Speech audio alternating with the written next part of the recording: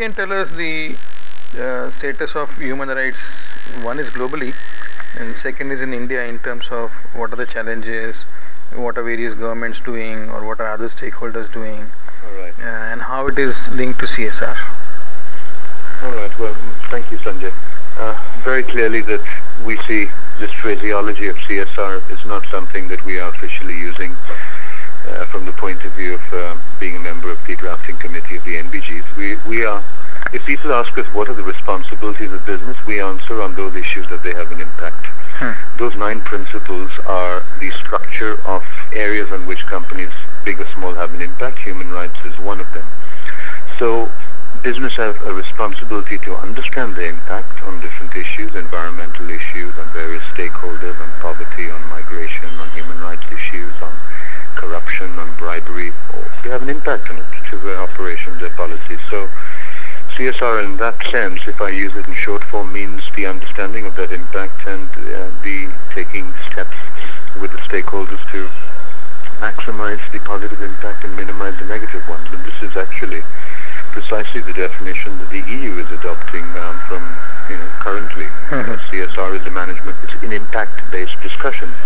So therefore, human rights are one of the areas where every company or any organization will have an impact on. It is obvious. Yeah. Every human being has human rights, and companies deal with human beings through their products, services, employment, etc., through their various operational impacts. So I think, along with a group of others, that human rights was always this one potential possibility we had to speak a universal language of CSR. The human rights, whether you are in Angola or in India or the UK or anywhere, our human rights do not change.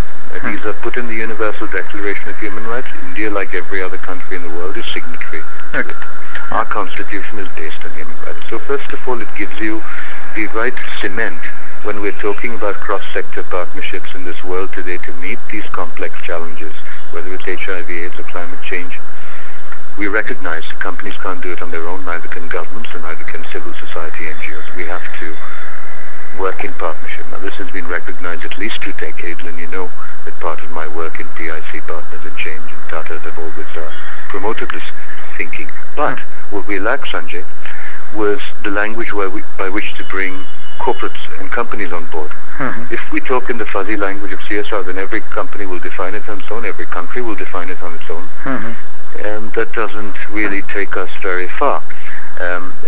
The human rights element provides a certain level of clarity at 2 levels. One is that it provides this common language and basis, and the second part is that we will understand as development workers and NGOs that there is a human rights discussion to be had with development, and there is an ongoing discussion there that is much the development even rights-based. What about the underlying issues, etc., etc. And I believe that for a development initiative to be sustainable, human rights cannot be excluded from that paradigm. So having said all this, I think over the last 6-7 years, the journey that Professor John Ruggie, who is the special representative of the Secretary General for developing this consensus globally on human rights in business, I had the pleasure to be associated with his work and host his visit to India when he came here in 2009, has led now, for the first time in history, to the United Nations releasing an official guiding principles for business on human rights.